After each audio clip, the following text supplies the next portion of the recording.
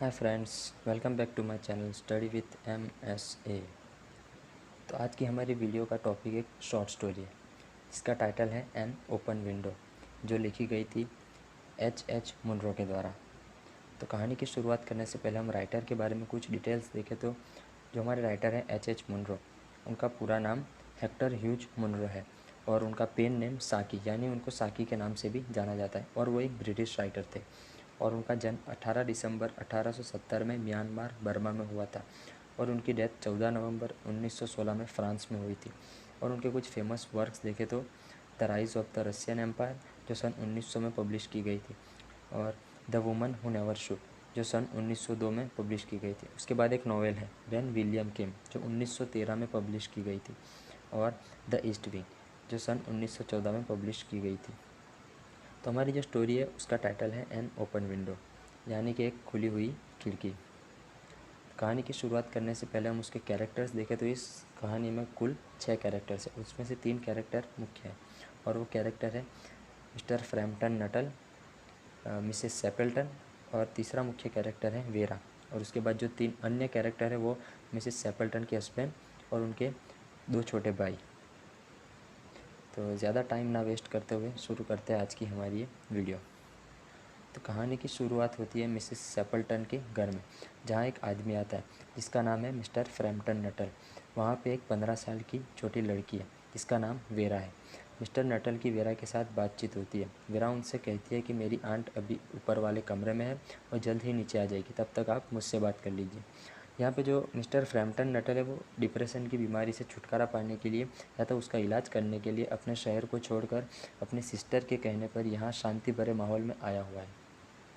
Mister Nuttall की sister ने यहाँ भेजने से पहले उन्हें सब कुछ समझा दिया था कि यहाँ का माहौल कैसा होगा, तुम्हें वहाँ कैसा फ़ील होगा, बट इसके लिए वो ज़्यादा कुछ कर नहीं सकती। पर वे उन्हें उस इलाके में कुछ लोगों के नाम और उनके इंट्रोडक्शन लेटर दे देती है और उन्हीं में से एक मिसेस सेपल्टन से मिलने के लिए वो यहाँ आया हुआ है। मिस्टर नटल यहाँ बैठे हुए मिस्टर मिसेस सेपल्टन कैसी होगी, उनका बिहेवियर कैसा होगा, उसके बारे में सोचने लगता है। तब वेरा उनसे पूछती है कि आप यहाँ आसपास किसी को जानते हैं।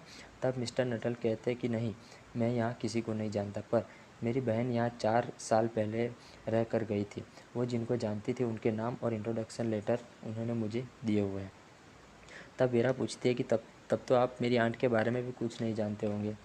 तब मिस्टर नटल कहता है कि नहीं, मुझे उनके नाम और एड्रेस के अलावा कुछ नहीं पता, और उसे तो ये भी नहीं पता था कि वो शादीशुदा है या विधवा है। ये सब सुनकर वेरा उनसे कहती है कि आज से लगभग 3 साल पहले उनकी लाइफ में एक ट्रेजेडी हुई थी, शायद आपकी बहन के यहाँ से जाने के बाद। ये सुनकर मिस्टर नटल एकदम से चौंक जाता है और कहता है कि कैसी ट्रेजेडी। वो सोच में पड़ जाता है कि ऐसी शांत जगहों पर भी लोगों की लाइफ में ट्रेजेडी होती है भला। तब वेरा सामने इशारा करके कहा कि आपने सब कुछ नोटिस किया, लेकिन एक बात पर आपने ध्यान नहीं दिया। अक्टूबर की दोपहर में भी हमने घर की खिड़की खुली रखी है। तब मिस्टर नटल ने कहा कि बात तो सही है, इस सीज़न में तो बहुत गर्मी होती है, फिर भी वो खिड़की खुली हुई है। पर इस खिड़की का मिसेस सेपल्टन की ट्रेजेडी से क्या संबंध है। तब वेरा ने इमोशनल होकर कहा कि आज ही के दिन, आज से ठीक 3 साल पहले मेरी आंट के हस्बैंड और उनके 2 छोटे भाई शिकार के लिए गए थे, लेकिन वो कभी वापस ही नहीं आए। वो बारिश का मौसम था और वो गीले रास्ते से जा रहे थे और वो दलदल में फंस गए। वहाँ पे लिखी हुई वार्निंग की तरफ उनका ध्यान नहीं गया। उससे भी ज़्यादा दर्दनाक बात तो ये थी कि उनकी डेड बॉडीज़ भी कभी वापस न आ सकी। वेरा की आवाज़ में दर्द साफ दिख रहा था। वो तीनों जब भी शिकार पर जाते थे तब इसी खिड़की में से आते जाते थे, इसलिए मेरी आंट अब भी इस उम्मीद पर ज़िंदा है कि कभी न कभी वो लौट कर ज़रूर आएंगे। उनके साथ एक डॉग भी गया हुआ था, इसलिए वह सुबह से शाम तक इस खिड़की को खुला रखती है। वह मुझे कई बार बता चुकी है कि उनके हस्बैंड एक वाइट वाटरप्रूफ कोट लेके गए हुए थे और उनका छोटा भाई रॉनी हमेशा उन्हें गाना गा के चिढ़ाता था। कभी कभी मुझे भी ऐसा फील होता है कि वो सामने से चल कर आ रहे हैं। इन दोनों के बीच ये सब बातें चल ही रही थी कि मिसेस सेपल्टन वहाँ आ जाती है और उन्हें वेट करवाने के लिए उनसे माफ़ी मांगती है और कहती है कि मुझे आशा है कि वेरा ने आपको बोर नहीं किया होगा। तब मिस्टर नटल कहते हैं कि नहीं नहीं, बिल्कुल भी नहीं, ये तो बड़ी इंटरेस्टिंग बातें करती है। तब मिसेस सेपल्टन कहती है कि मुझे आशा है कि आपको इस खुली हुई खिड़की से कोई प्रॉब्लम नहीं होगी।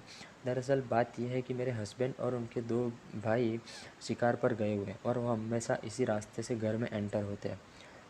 मिस्टर नटल पहले से ही डिप्रेशन की बीमारी से जूझ रहा था और ऊपर से ये सब सुनता है। वो नोटिस कर रहा था कि मिसेस सेपल्टन का ध्यान उनकी तरफ कम और खुली हुई खिड़की की तरफ ज़्यादा था। उनकी आंखें बार बार उस खुली हुई खिड़की को उस खुली हुई खिड़की और घास भरे रास्ते की तरफ देख रही थी। वो सोचता है कि ये कैसा इत्तेफाक है कि आज ही के दिन मुझे यहाँ पर आना था। मिस्टर नटल टॉपिक को चेंज करने की कोशिश करता है। वो मिसेस सेपल्टन का ध्यान भटकाने के लिए कहता है कि मेरी दिमागी हालत थोड़ी बिगड़ी हुई है और डॉक्टर ने मुझे रेस्ट करने के लिए कहा है, इसलिए मैं यहाँ पर आया हुआ हूँ। और वो अपनी बीमारी के बारे में बताता है। ये सब बातें चल ही रही थी कि मिसेस सेपल्टन अचानक से चिल्लाती है कि वो आ गए। ये सुनकर वो पलटता है और वेरा की तरफ देखता है, जिसकी आंखों में खौफ साफ नज़र आता है। वो भी शॉक हो जाता है और धीरे धीरे उसी डायरेक्शन में देखता है। वो देखता है कि अंधेरे में 3 लोगों की परछाइयाँ चलते हुए खिड़की की तरफ आ रही थी।